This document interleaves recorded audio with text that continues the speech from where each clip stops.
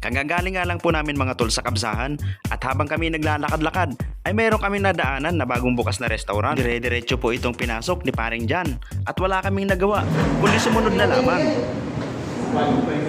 Pagkatapos sabi sa Kabsahan, Ay, dalawa. Ayan, mga punta kami sa pizzahan. Kung kanina nga po sa Kabsahan kami ay 7 at sa ngayon kami ay 4 na lamang sapagkat kaming 4 nga po talaga ang pinakamagkakasundo sa mga bagay-bagay. Kaya naman ang trip namin halos sabay-sabay at kahit na nga kami ay busog na ng kabsa, ang gusto pa ng isa ay kumain pa rin kami ng pizza. Kawal yung isa. Tinabutan ko ng Apa hindi ka nag-iisa do. Hindi ka nag-iisa.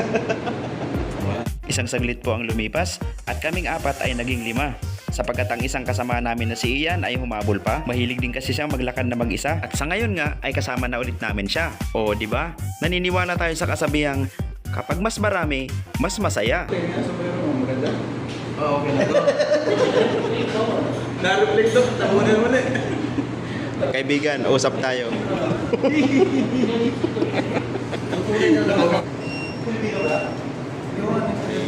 Thank you, Ian. Happy birthday do. Happy birthday. Hungry station lang ang pizza Uy, hungry station din mo lang. Di pala kontento sa Kabsa. Wala. Kumain pa ng pizza. Kahit isa, magtatanong ako. Yan. Tikman mo, masarap.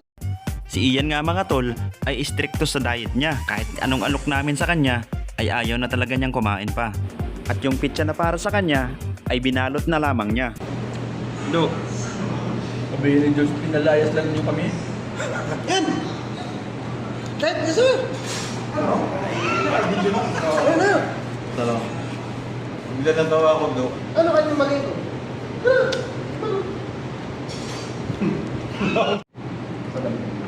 Magkano? Chicken pizza. Magkano ba yun? Thank you guys for watching! Malapit.